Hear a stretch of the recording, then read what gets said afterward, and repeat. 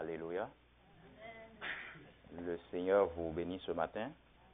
Nous rendons grâce à Dieu pour ce beau soleil, ce beau jour qu'il nous donne. L'été arrive à grands pas. Nous allons grandement en profiter et nous bénissons le Seigneur. Notre frère en priant tantôt, il a dit qu'il a créé toutes choses. Effectivement, il a créé toutes choses. Il nous donne la pluie, il nous donne la neige. Que l'Éternel soit loué, que son nom soit élevé. Alléluia. Alors, sans plus tarder, je vais vous inviter à vous tenir debout à la gloire de notre Seigneur Jésus-Christ. Et nous allons ouvrir nos Bibles dans Philippiens chapitre 2. Philippiens chapitre 2.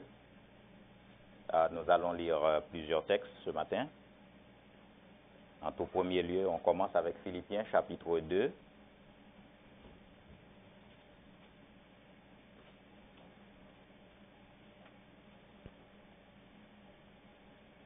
Philippiens chapitre 2, versets 1er à 11.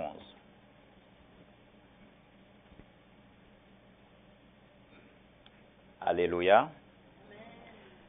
Si donc il y a quelque consolation en Christ,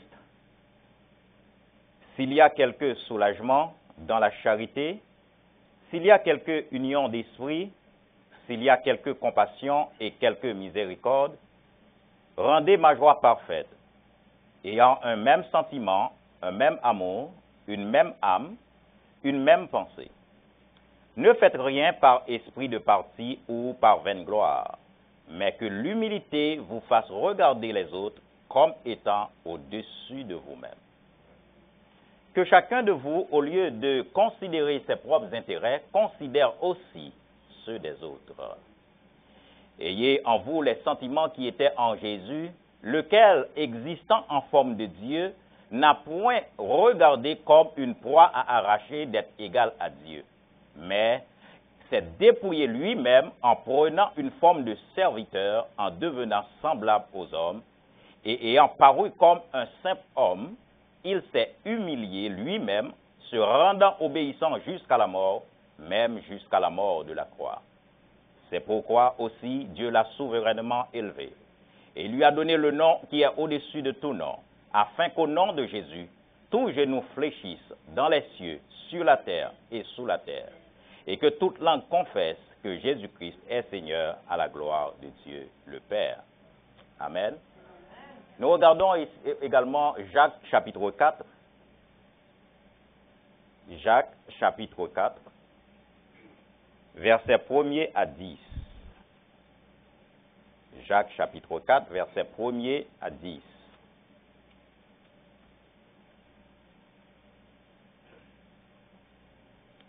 D'où viennent les luttes et d'où viennent les querelles parmi vous? N'est-ce pas vos passions qui combattent dans vos membres? Vous convoitez et vous ne possédez pas.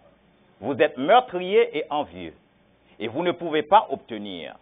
Vous avez des querelles et des luttes et vous ne possédez pas parce que vous ne demandez pas.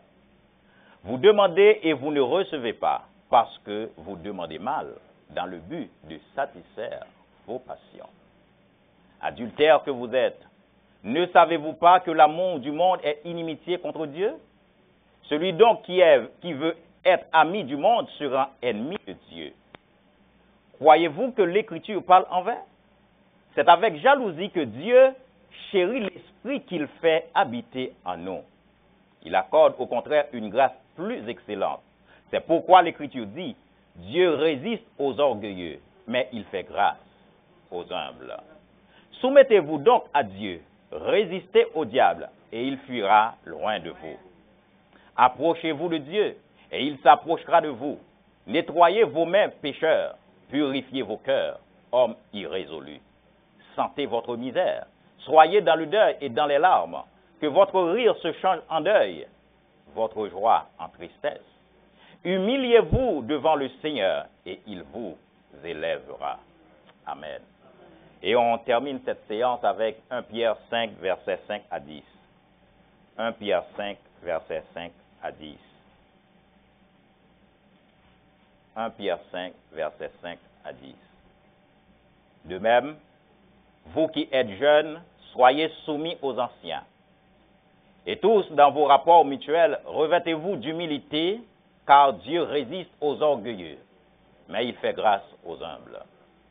Humiliez-vous donc sous la puissante main de Dieu, afin qu'il vous élève au temps convenable. Déchargez-vous sur lui tous vos soucis, car lui-même prend soin de vous. Soyez sobres, veillez. Votre adversaire, le diable, rôde comme un lion rugissant, cherchant qui il dévorera. Parole du Seigneur. Je lisais le verset 8, mais j'aurais dû m'arrêter au verset 10, mais que le Seigneur vous bénisse. Mettez-vous, s'il vous plaît. Le titre du message ce matin, c'est « L'humilité, la force de l'unité ». L'humilité, la force de l'unité. Donc, l'humilité, la force de l'unité, il n'y a pas moyen d'avoir l'unité si l'humilité est absente. Vous voyez, Jésus est venu, mes bien-aimés, sur la terre, non seulement pour sauver l'humanité, mais on peut circonscrire sa mission comme étant le fait de venir pour mourir. Jésus est venu sur la terre pour faire une seule chose, qui est celle de mourir. Tout en étant un modèle d'homme pour moi et pour toi. Parce que Jésus voulait nous montrer comment, en tant qu'humain, vivre avec Dieu, vivre pour Dieu, vivre en harmonie ou en une bonne relation avec Dieu.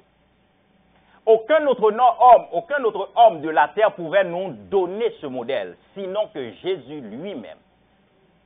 Et il a fallu à Dieu maintenant de faire venir Jésus pour que ce Jésus puisse nous montrer le modèle parfait qu'il est, l'excellent Jésus. Le mois dernier, on avait dédié ce mois comme étant le mois de la famille. Et à travers ce mois, on a célébré, la fête des mères. Le mois de juin est aussi caractérisé, ou du moins est imprégné d'une autre célébration qui est celle des pères. Et en cette même occasion, nous avons aussi la Pentecôte. C'est un mois qui est aussi riche et nous bénissons le Seigneur pour toutes ses œuvres. Donc, en abordant la famille le mois dernier, et nous avons vu l'importance de la famille, nous avons vu l'importance de la mère dans la famille, et ce mois-ci, nous allons aussi voir l'importance du père aussi. Donc, deux piliers fondamentaux de la famille, à savoir les mères et les pères, deux piliers fondamentaux. Donc, il n'y a pas en sortie de là, la famille est composée d'une mère et de père. Il n'y a pas en sortie de là. Et donc, le résultat qui découle de ces deux entités-là, de ces deux piliers-là, c'est l'enfant qui complète en quelque sorte la famille. Le constat qu'on fait de nos jours, c'est que les familles sont de plus en plus divisées. Il y a davantage de divorces dans les familles, malheureusement. Et le problème à la base, mes bien-aimés, c'est une absence d'humilité. C'est une absence d'humilité. Et ce matin, le Seigneur Jésus nous donne une prescription à exécuter, qui est celle de cultiver l'humilité. Donc, l'humilité, c'est une force, ou si vous voulez, la force de l'unité. C'est la force de l'unité. L'humilité. Et à travers tous les textes que nous venons de lire, il y a pas mal de leçons que nous pouvons en tirer. Une famille dans laquelle l'humilité est absente ne peut s'unir. Oublie ça. Les membres de la famille peuvent se rassembler sans être unis. Ils peuvent être ensemble sans être unis pour autant. Jésus lui-même a abordé ce dossier, un dossier particulier qui est celui de divorce. Les pharisiens lui ont posé des questions à propos du divorce. Et regardez avec moi dans Matthieu comment Jésus a répondu aux pharisiens. Il a eu 2 questions à ce sujet. Matthieu chapitre 19, verset 4. Matthieu 19, verset 4. Alors Jésus, à la suite de la question des pharisiens, il répondit, « N'avez-vous pas lu que le Créateur au commencement fit l'homme et la femme? N'avez-vous pas lu que le Créateur au commencement fit l'homme et la femme? » Ça, c'est une information que le monde doit avoir. Que le monde sache que le Créateur au commencement a fait l'homme et la femme. Et non pas 2 hommes de sexe mâle. Et non pas 2 femmes de sexe femelle. Le monde doit savoir ça. Et à la deuxième question à la deuxième réponse au verset 8, il leur répondit, « C'est à cause de la dureté de votre cœur que Moïse vous a permis de répudier vos femmes au commencement. Il n'en était pas ainsi. » C'est à cause de la dureté de votre cœur. Donc, si le cœur est dur, c'est-à-dire qu'il n'y a pas moyen pour que l'humilité fraye son chemin. Cette dislocation, cette division dans les familles, dans les communautés, est caractérisée par une absence d'humilité. Or, l'humilité aurait pu être la force qui sert de ciment dans les communautés, dans les familles. Mais malheureusement, l'orgueil a primé sur l'humilité. L'orgueil comme l'humilité, mes bien-aimés, c'est un état d'esprit. C'est un état d'esprit. Tu peux être bien éduqué, bien instruit, ça ne fait pas de toi pour autant quelqu'un de humble. C'est un état d'esprit. Être humble et être orgueilleux également, c'est aussi un état d'esprit. Et c'est pourquoi il faut combattre l'orgueil avec la dernière rigueur. Rappelez-vous, dans Ésaïe 14, l'initiateur de l'orgueil, le précurseur, dans Ésaïe 14, si je trouve le texte,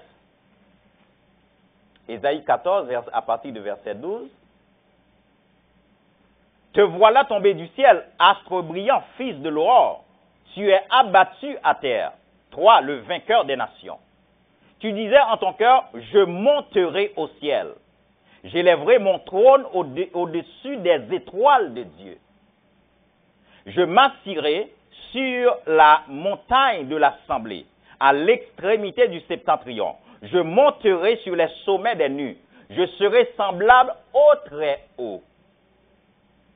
Mais tu as été précipité dans le séjour des morts, dans les profondeurs de la fosse. » Ça, c'est Satan. Lucifer, devenu Satan.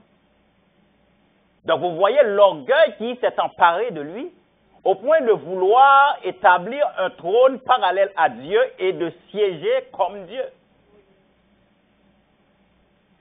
L'orgueil. Mais il n'a pas su comprendre que c'était son créateur et que par humilité, il devait être au service de Dieu.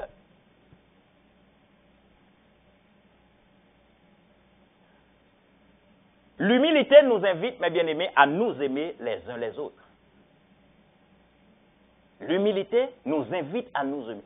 Lorsque l'humilité est là, ça nous invite à nous aimer les uns les autres.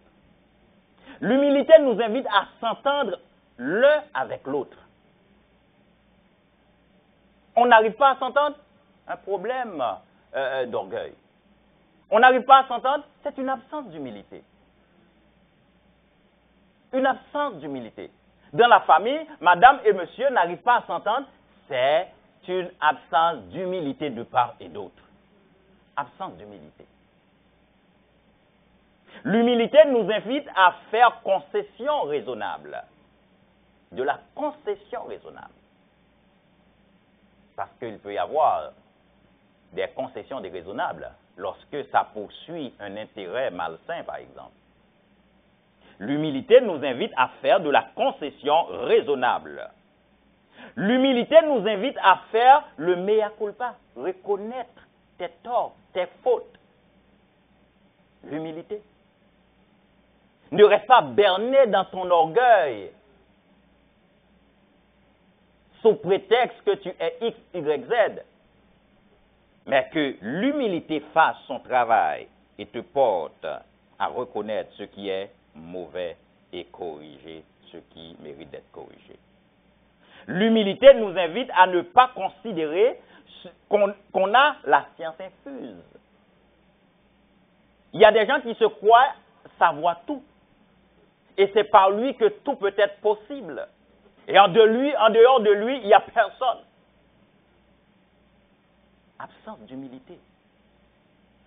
Absence d'humilité. Donc si je ne prie pas, le frère ne va pas guérir. Si je ne prie pas, la sœur ne va pas guérir. Absence d'humilité. Absence d'humilité. Si je ne conduis pas, d'accord, l'adoration louange, donc ça ne va pas bien se passer. Absence d'humilité. Si je ne prêche pas, donc ça ne va pas bien se passer. Absence d'humilité. L'humilité nous invite à nous ouvrir à l'apprentissage. Lorsqu'on est humble, on est prêt à apprendre des autres. On est ouvert à l'apprentissage. L'humilité nous invite à pratiquer l'écoute active.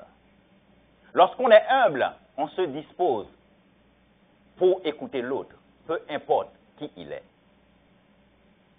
On se dispose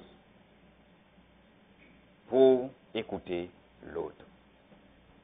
Ainsi, la parole de Dieu nous dit dans Amos 3:3, « Deux hommes marchent-ils ensemble sans être convenus ?» C'est impossible que deux hommes se mettent ensemble à faire un chemin, à parcourir un sentier, à atteindre un but, s'ils ne s'entendent pas sur ce quelque chose-là. La parole de Dieu est claire. Aujourd'hui, dans les grandes théories des organisations, on parle d'esprit d'équipe. Mais la Bible a déjà prévu ça. La théorie est là, dans la Bible. Les hommes prétendent qu'ils ont inventé quelque chose, mais ma Bible a déjà dit ça. Il a déjà dit ça. Donc, il faut qu'on s'entende sur la stratégie organisationnelle. Ma Bible a déjà dit ça. C'est la Bible qui a produit ces choses. Et dans le séculier, les hommes l'appliquent correctement. Donc nous aussi, nous sommes invités à appliquer ces valeurs bibliques avec efficacité. Deux hommes marchent-ils ensemble sans être convenus? Monsieur, madame, comment pouvez-vous marcher ensemble? Comment pouvez-vous, monter cette famille ensemble si vous ne vous êtes pas convenus? D'où l'importance pour moi et ma femme de convenir sur toute chose afin d'avoir une seule pensée, une convergence d'idées sur quelque chose. Et c'est ce à quoi les familles sont invitées. Fais preuve d'humilité, cultive l'humilité. Cependant, mes frères et sœurs, on doit se l'avouer. Vivre dans l'humilité, c'est mourir. Mourir à l'orgueil. Ce n'est pas chose facile, c'est tout un défi. Vivre dans l'humilité, il faut accepter de mourir. Mourir à ton orgueil. Je sais que tu es comme ça fait longtemps. Mais il faut mourir. Il faut mourir. Il faut faire mourir l'orgueil. Vous savez pourquoi je dis il faut mourir? C'est parce que il est devenu toi, l'orgueil. Donc il faut mourir. L'apôtre Paul dit que j'ai été crucifié avec Christ. Mais il est encore vivant lorsqu'il a dit ça. J'ai été crucifié avec Christ. Pour dire que ce qui caractérise ma personne en ce moment présent-là, il faut que ça se crucifie avec Christ, de telle sorte que Christ puisse être imprimé en moi. C'est pourquoi il dit, si quelqu'un est en Christ, il est une nouvelle créature. Les choses anciennes sont passées. Si elles sont passées, elles sont passées. Et voici toutes choses sont devenues nouvelles. Si quelqu'un est en Christ.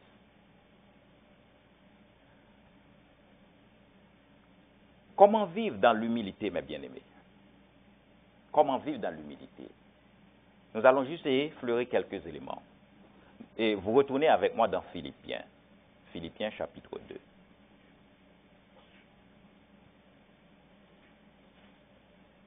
Comment vivre dans l'humilité?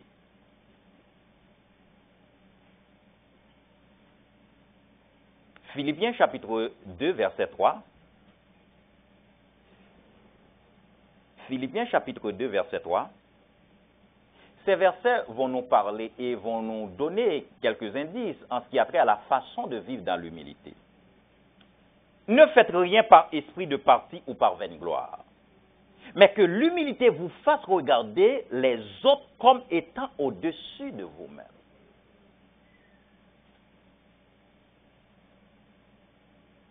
Regardez les autres comme étant au-dessus de vous-même. Ça, c'est fort, mes bien-aimés.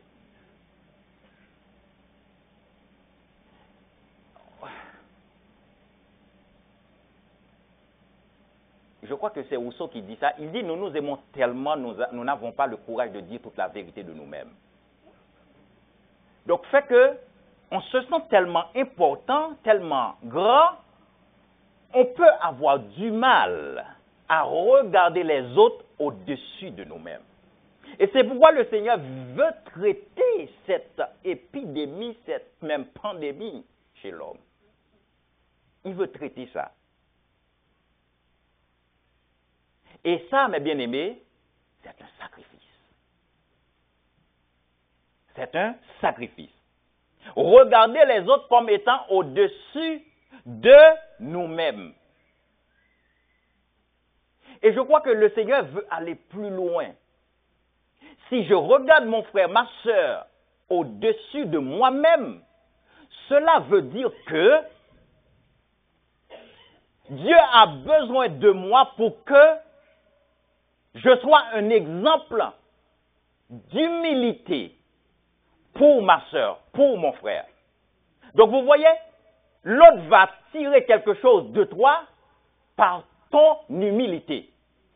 Donc en réalité, ce n'est pas que tu deviens petit. C'est tellement Dieu a tellement compté sur toi, fait que il te dit, regarde les autres au-dessus de toi, de telle sorte que les autres puissent se servir de toi comme modèle. Regardez les autres au-dessus de vous-même. Regardez les autres au-dessus de vous-même. Un premier élément qu'on peut adopter comme stratégie en ce qui a trait à la façon de vivre dans l'humilité. Regardez les autres comme au-dessus de vous-même. Verset 5, il dit, « Ayez en vous les sentiments qui étaient en Jésus. » Ayez en vous les sentiments qui étaient en Jésus.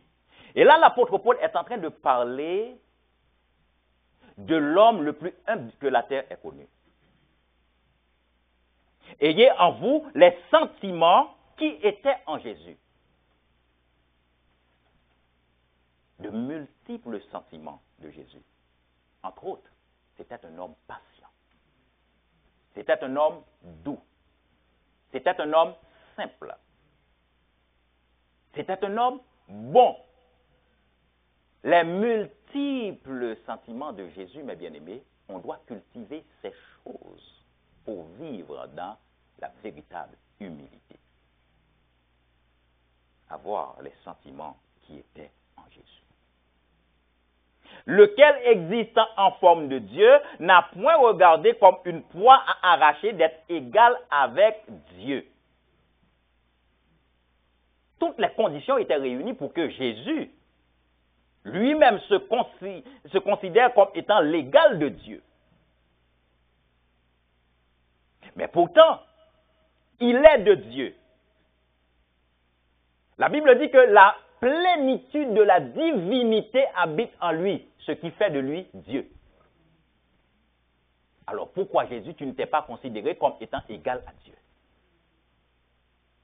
Il voulait nous donner le modèle pour ne pas nous enorgueillir. Si lui, il a accepté de ne pas se porter égal à Dieu, il nous dit, égal, regardez, suivez-moi. Faites comme moi, faites comme moi. Parce que moi, je l'aurais pu, mais je ne l'ai pas fait.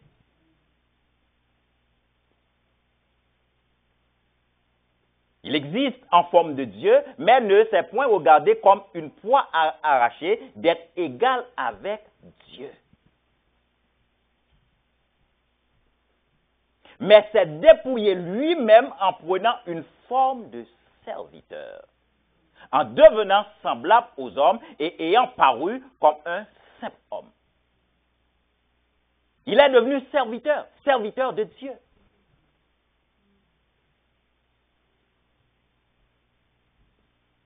Il ne s'est pas regardé égal avec Dieu parce que s'il s'est regardé comme étant égal avec Dieu, il peut décider à n'importe quel moment de ne plus continuer la marche pour aller vers la croix.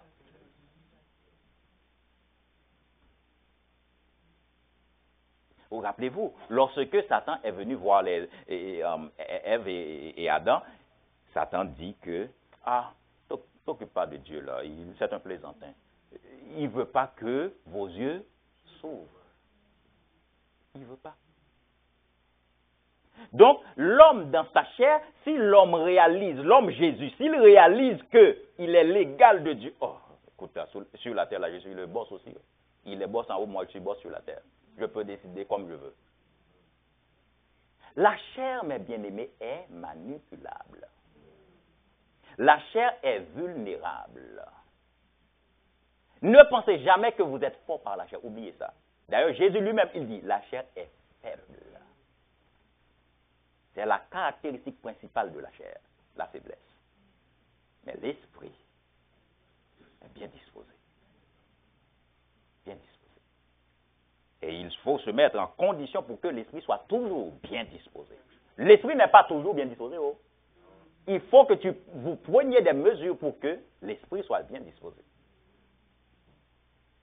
Parce que de la même façon que vous vous nourrissez avec des aliments, l'esprit doit être nourri pour qu'il soit bien disposé.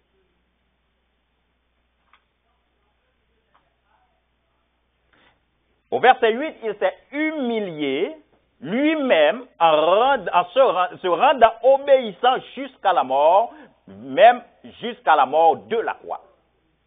L'obéissance. L'obéissance, un autre sentiment qui était en Jésus, l'obéissance. En menant une vie d'obéissance, eh bien, on est en train de vivre dans l'humilité.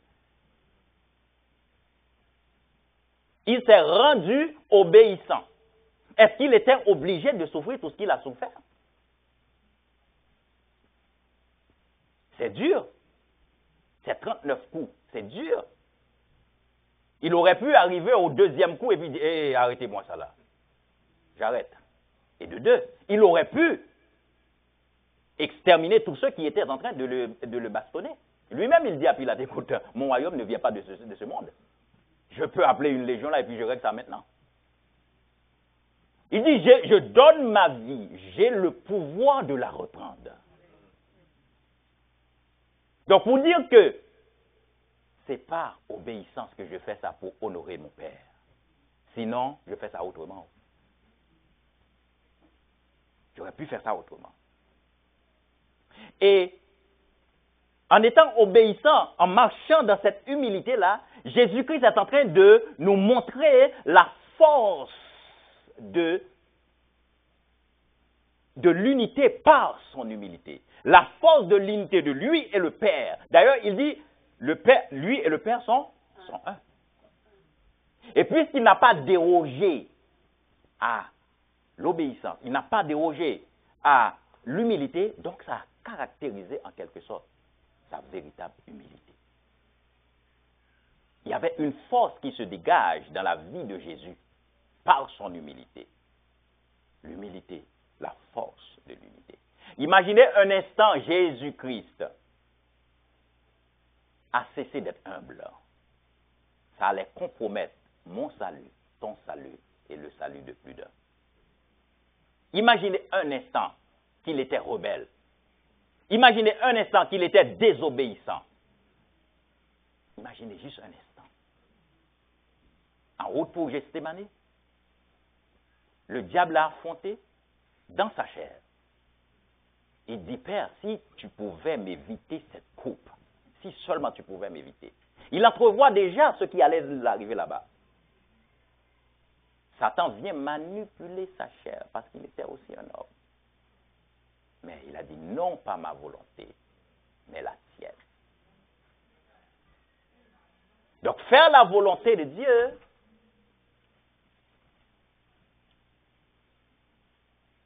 est un signe aussi qui montre que nous vivons, d'accord, dans l'humilité. Faire la volonté de Dieu. C'est pourquoi Dieu l'a souverainement élevé et lui a donné le nom qui est au-dessus de tout nom. C'est pourquoi Dieu a clairement précisé ça. C'est pourquoi l'élévation vient de Dieu. C'est pourquoi Dieu l'a souverainement élevé et lui a donné le nom qui est au-dessus de tout nom. Afin qu'au nom de Jésus, tout genou fléchisse dans les cieux, sur la terre et sous la terre. Et que toute langue confesse que Jésus-Christ est Seigneur.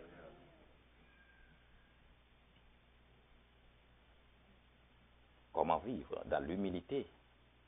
Nous avons passé au travers de quelques versets qui nous éclairent sur cette façon de vivre dans l'humilité. Avoir les sentiments en Jésus-Christ en est une. Vivre par l'obéissance ou dans l'obéissance en est une autre. Et maintenant, nous allons voir les caractéristiques d'une vie humble.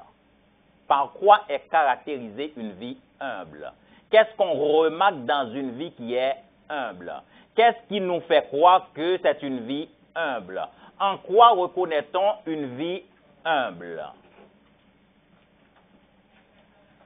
Les caractéristiques d'une vie humble.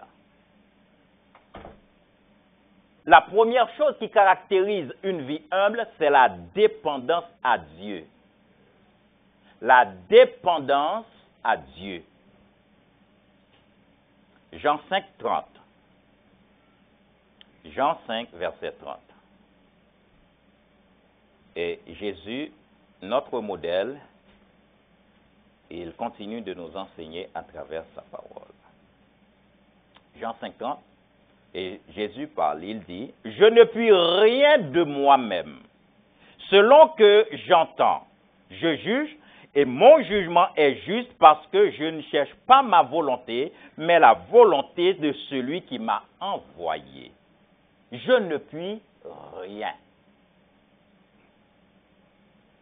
De moi-même, je ne puis rien. Je ne puis rien. » Un deuxième texte que nous pouvons regarder est Jean 15, 5. Jean 15, 5. Pendant qu'on est dans Jean 15, 5.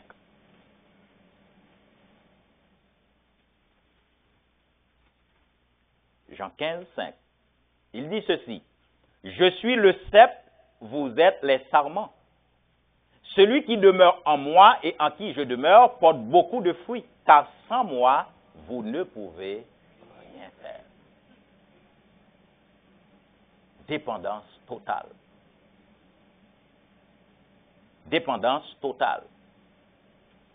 Donc, le sarment ne peut pas espérer vivre s'il n'est pas attaché au cep. Oublie ça. Donc, il y a une dépendance. 2 Chroniques 7, 14. 2 Chroniques 7, 14. 2 Chroniques, verset 7, 2 Chroniques, chapitre 7, verset 14. Si mon peuple, sur qui est invoqué mon nom, s'humilie, prie et cherche ma face, et s'il se détourne de ses mauvaises voies, je l'exaucerai des cieux, je lui pardonnerai son péché et je guérirai son pays. Tout le reste qui vient après, si mon peuple s'humilie, là, c'est la conséquence de l'humilité. S'il n'y a pas humilité, il n'y a pas moyen de prier. S'il n'y a pas humilité, je ne vais pas prier. S'il n'y a pas humilité, je ne vais pas chercher la face de Dieu. Je me sens grand. Voyez, c'est l'humilité qui va me conduire dans le chemin de la prière. C'est l'humilité qui va me conduire à me prosterner devant le Seigneur. L'humilité. Lorsque l'humilité est dans ta vie, voyez, ça te permet d'aller vers ton Père en toute occasion.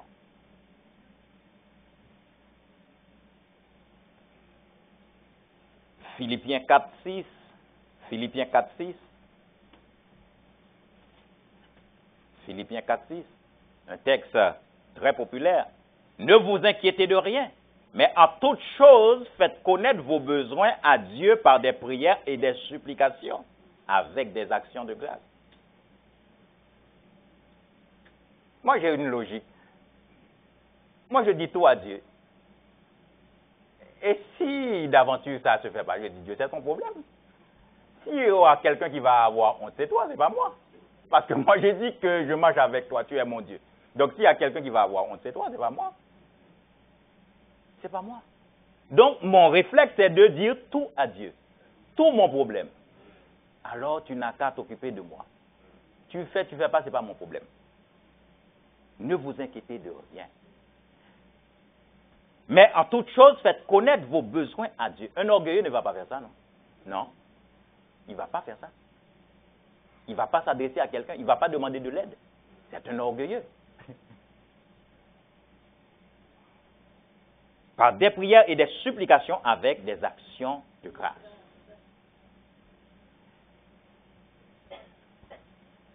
Un Pierre 5. On retourne dans 1 Pierre 5. 1 Pierre 5. 1 Pierre 5, verset 7. Déchargez-vous sur lui tous vos soucis, car lui-même prend soin de vous. Lui-même prend soin de vous. Vous savez, chaque fois que vous faites ça, mes bien-aimés, l'apôtre Paul dit, réjouissez-vous dans le Seigneur. Ailleurs, il dit que, fortifiez-vous dans le Seigneur. Vous savez quand est-ce que vous vous êtes fortifié dans le Seigneur? C'est quand vous vous unissez avec Jésus-Christ. De telle sorte que sa force vient d'être diluée en toi. Et là où tu étais en faiblesse, lui-même, il vient te combler. Il dit, ma force s'accomplit dans ta faiblesse. Fortifiez-vous dans le Seigneur et par sa force toute puissante. Donc, quand tu fais équipe avec Jésus, lui qui est le plus fort, automatiquement, tu es impacté, tu es infecté par la force qui est en lui. Et comment s'unir avec lui? En se déchargeant sur lui. Ça lui permet de comprendre que tu es à sa dépendance, tu es à la merci de lui, tu t'attends à lui. Aussi simple que cela. Tu t'attends à lui. La deuxième caractéristique d'une vie humble, c'est le service ou le soutien aux autres. Le service ou le soutien accordé ou bien fait aux autres. Marc, chapitre 9, verset 35. Marc 9, 35.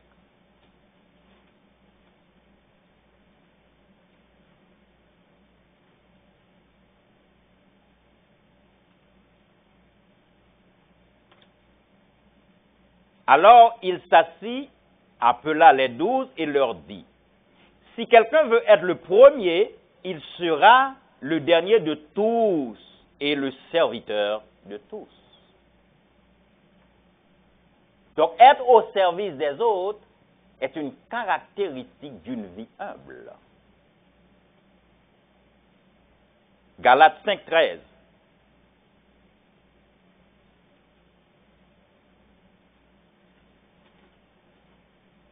Galates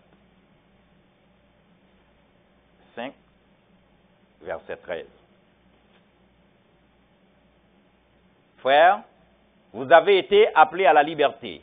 Seulement, ne faites pas de cette liberté un prétexte de vivre selon la chair, mais rendez-vous par la charité serviteurs les uns les autres. Ailleurs, dans d'autres textes, il dit rendez-vous par l'amour serviteurs les uns les autres. Serviteurs les uns les autres. Se mettre au service des autres. Voyez? Se mettre au service des autres. Vous pouvez aussi noter Marc, chapitre 10, verset 45. Marc 10, verset 45. Jean 13, verset 12 à 17. Luc 9, 48.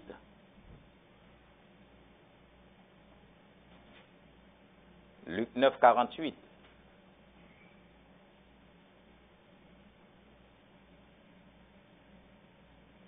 En parlant de Luc 9, 48, il dit, « Quiconque reçoit en mon nom ce petit enfant me reçoit moi-même. Et quiconque me reçoit, reçoit celui qui m'a envoyé. Car celui qui est le plus petit parmi vous tous, c'est celui-là qui est grand. » C'est celui-là qui est grand. Matthieu 20, 26 et 27. Matthieu 20, 26 et 27.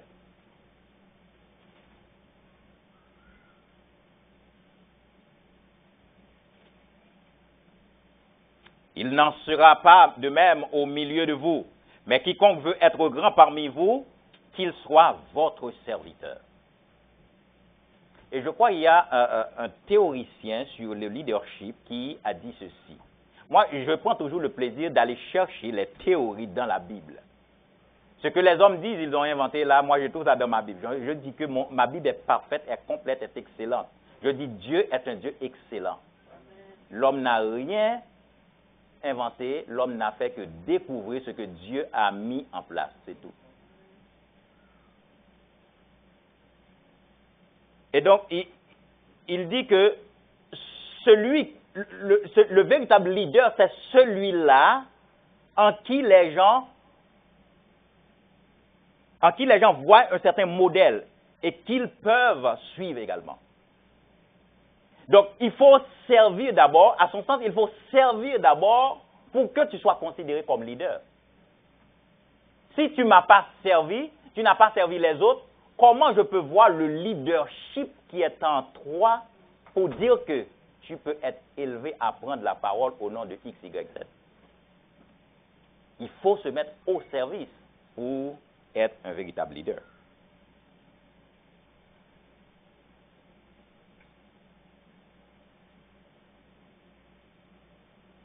Il n'en sera pas de même au milieu de vous, mais quiconque veut être grand parmi vous, qu'il soit votre serviteur. Et quiconque veut être le premier parmi vous, qu'il soit votre esclave. Amen.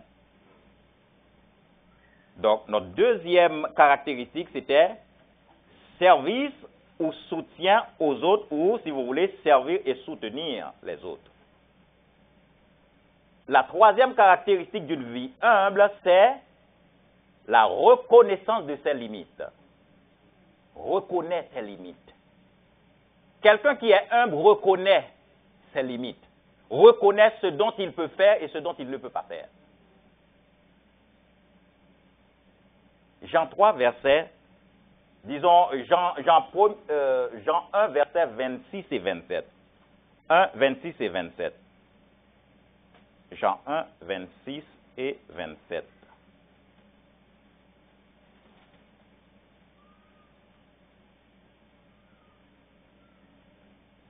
Après avoir posé une question à Jean, bien Jean répond. Il dit, moi je baptise d'eau, mais au milieu de vous, il y a quelqu'un que vous ne connaissez pas qui vient après moi. Je ne suis pas digne de délier la courroie de ses souliers. Déjà, il se limite pour dire qu'il y a une étape, moi je ne peux pas franchir ça. Il y a une étape là, je ne peux pas l'atteindre. il y a un autre qui vient après moi, ça va être lui. Il a reconnu ses limites. Et il pouvait ajouter dans Jean chapitre 3 maintenant verset 30. Dans Jean 3 verset 30, il dit, il faut qu'il croisse et que je diminue.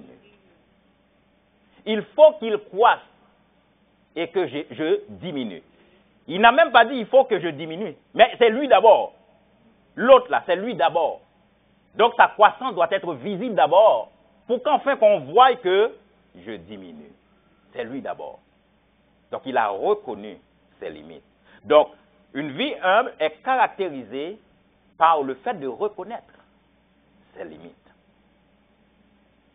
Et la dernière caractéristique que nous allons voir ensemble, c'est de reconnaître Dieu. Alors, reconnaître que Dieu est l'orgueil. Il faut que ça soit clair dans ma tête, dans ta tête, dans la tête de chacun de nous. Il faut reconnaître que Dieu déteste et est l'orgueil dans toute sa rigueur. Il est l'orgueil. Je parle du verbe haïr. Jacques 4, verset 6. Jacques 4, verset 6. Et vous pouvez aussi noter Daniel 4, 34. Un roi orgueilleux, Nebuchadnezzar, a eu à reconnaître, d'accord, ce que Dieu est. Un orgueilleux auparavant. Notez ça, Daniel 4, verset 34. Et puis, je vais tout simplement lire Psaume 75, 4 à 7. Psaume 75, 4 à 7.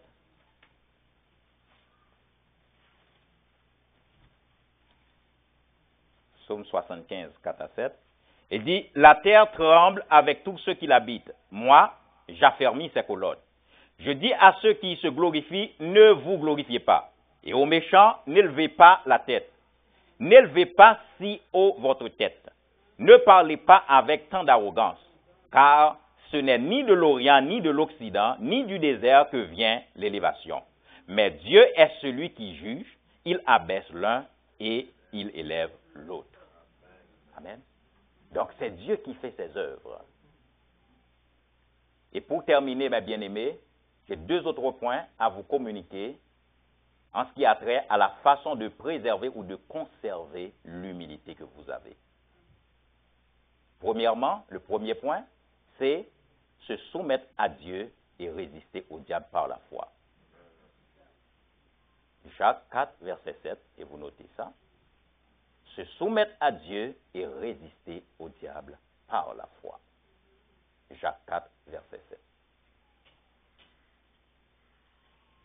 Le deuxième point, pour conserver l'humilité, c'est être rempli et marcher selon l'esprit.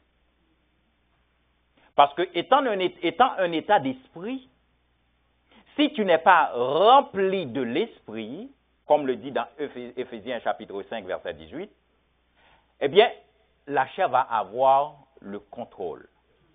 Donc, il faut être toujours rempli de l'esprit pour que vous soyez toujours allumés. Des œuvres des ténèbres, les œuvres de l'orgueil, pour que vous dites halte là. Être rempli de l'esprit et marcher aussi selon l'esprit. Et vous pouvez noter également Galates chapitre 5, verset 16. Parce que lorsque vous lisez Galates chapitre 5, verset 16, ça vous permet d'éviter ce qui est dans Jacques chapitre 4, verset 1er à 4 que nous avons lu au début. Lorsque vous appliquez Éphésiens 5, verset 18 à 21, ça vous permet d'être conduit par l'esprit. Amen. Ça vous permet d'être conduit par l'esprit. Donc, l'humilité, mes bien-aimés, c'est la force de l'unité. Nous en avons besoin dans l'Église. L'humilité.